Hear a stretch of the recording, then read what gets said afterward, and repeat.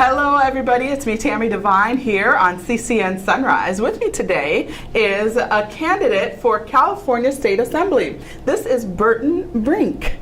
Very cool name there. Thank you, Tami. You are a native of Southern California. Yes, I am. Third generation, born here in Los Angeles County. Why are you running for office? Well, I care about what's happening in our state, and I'm not happy with what's coming out of Sacramento. So I have been asked by a number of people who like what I say and what I stand for with my career in law enforcement, that they said, we would really like to have you run for state assembly against Ed Chow.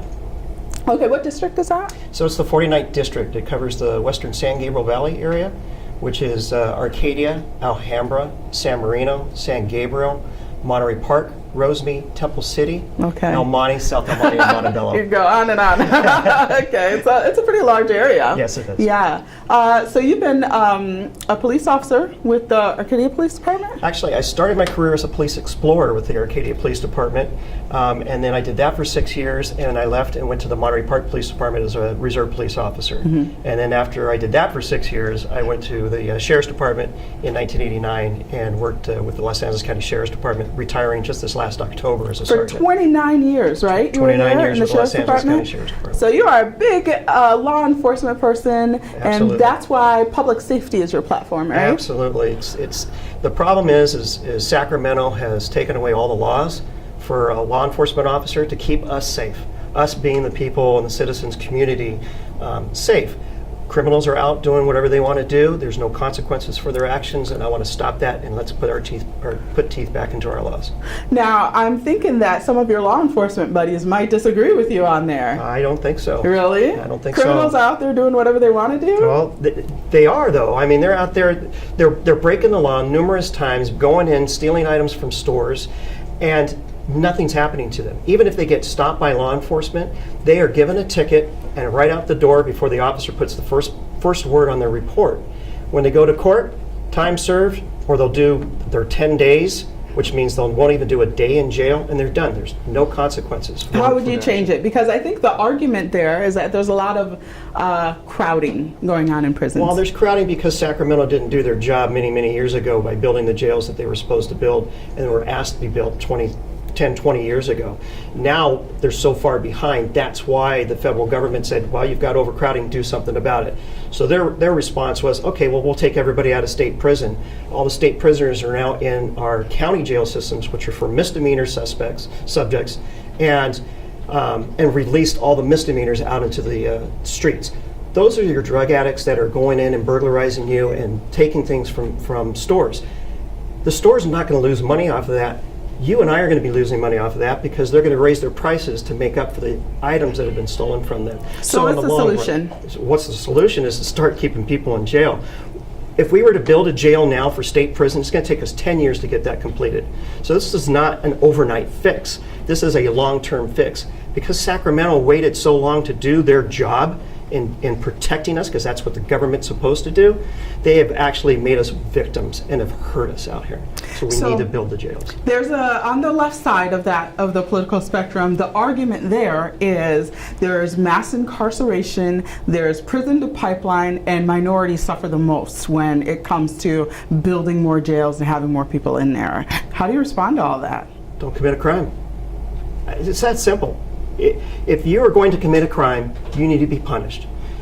When I was growing up, if I did something wrong, I was punished for it. Did I do it again? No, I don't want to be punished. Now, there's really no punishment. So because there's no punishment, people don't care. It's not going to mean anything to them. With Black Lives Matter out there and other groups like that, they say things like the police are the bad guys, and they're going after minorities and you know, kind of hurting them the most. How do you feel when you hear all that? Again, just do what the police officer says. These things are not going to happen, and nothing's going to happen to them if they do what the police officer says to do. Police officers are not out there to see who they're going to hurt. That's the last thing they want to do. They want to protect people out of the public. But when they have people that are basically going against them and what they're trying to do to protect you, then you are having that issue with people who are getting injured. Cops aren't going to injure you.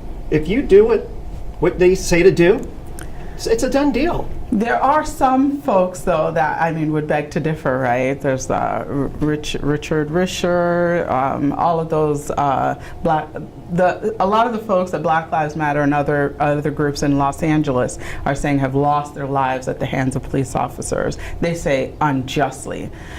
But then again, the police commissions and a lot of the investigations have shown the police officers to have done those shootings in a justified manner. Right. But they still say it's unjust.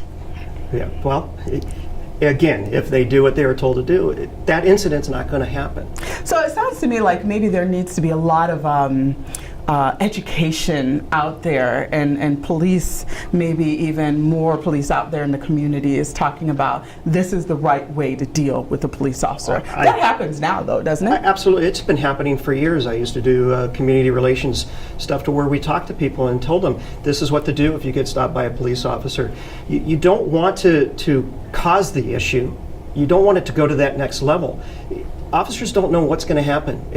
They can have, I know people who are 11 years old that have shot and killed police officers. It's age doesn't matter, race doesn't matter, sex doesn't matter. Anybody can kill somebody. Anybody can kill a police officer. And those are the ones that we're trying to tell. Just do the right thing, do what the officer says to do, and nothing's going to happen to you. Officers don't sit there and look for things to do like that. That's not what we're out there to do. We're out there to protect people, and that problem is actually causing a greater issue. And there's also very specific incidences, I guess, of police, like in the neighborhoods where like people just get caught in the crossfire and things like that, right? These things happen in a split-second decision. We've got people who are Monday night quarterbacking an incident that they can sit there and look at all this different evidence and all these different sides of people talking, but they don't know what the officer sees that split second. And police are trained, when they shoot, they're trained to kill, right? No, they're trained to stop. That's the difference. People think we're trained to kill. We are trained to stop. We are trained to shoot center mass. If the center mass doesn't work, then we shoot towards the head to stop the aggression towards us. It's not like what you see on TV, and what people say is it's like, well, on TV this thing can get done in an hour. No, it doesn't get done in an hour. You can't shoot a gun out of somebody's hand 50 yards away with a little six-shooter. It really is a split-second thing, and they're shooting for center mass to stop the aggression that's coming towards them. Okay, finally, there are a few propositions that you are against and would like to see like undone, probably, right? Yeah, absolutely. Can you just name them? We don't need to go into them. Unfortunately, we don't have time to go into them. Just say what the propositions are and maybe just a quick blurb about it, and then people can look it up later. Sure. Well, Proposition 47 and Proposition 57 have both brought crime that were felony crimes down to misdemeanors and has released the people out into the public. In other words, so they can do the crimes again. Most of these criminals are career criminals. Our three-strike law is gone now because we used to have the three-strike law if you keep doing the same thing, then you're going to stay in jail longer, or in consequences. And that's part of the problem. We've got these no longer three-strike laws. We have somebody who's in Los Angeles County who's done petty thefts 84 times. After the third one, it would have been a felony. He would have been sent to prison.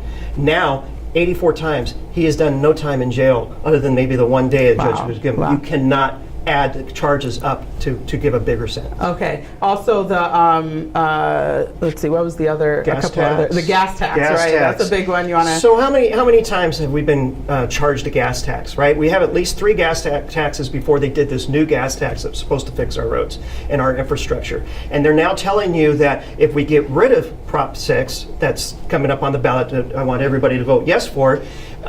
You're going to lose the money that was for the infrastructure. The problem is that money was already put into the budget for the infrastructure, but Sacramento has taken that money and used it elsewhere for their private funds. So is it Prop 6 repeals the gas tax? So a yes on Proposition 6 repeals the gas tax that was illegally put onto the people of California. That's hurting the hardworking Californians. It's hurting me. It's hurting me. I don't like it at all. So where can people go to find out more about you? So go to burtonbrink.com. It's BurtonBrink.com. for my website. I'm also on Twitter at Brink, the number 4 Assembly. I'm on Instagram at Burton Brink for Assembly, the number 4, and also Brink for Assembly on Facebook. Okay, thank you so much, Burton Brink, for joining me. I appreciate it. Thank and you, people Tami. can go to your website and social media to find out more about you. Thanks for All having right? me here. I appreciate Okay, it. Thanks. That's it for now, guys. Thanks for joining us. We'll see you next time.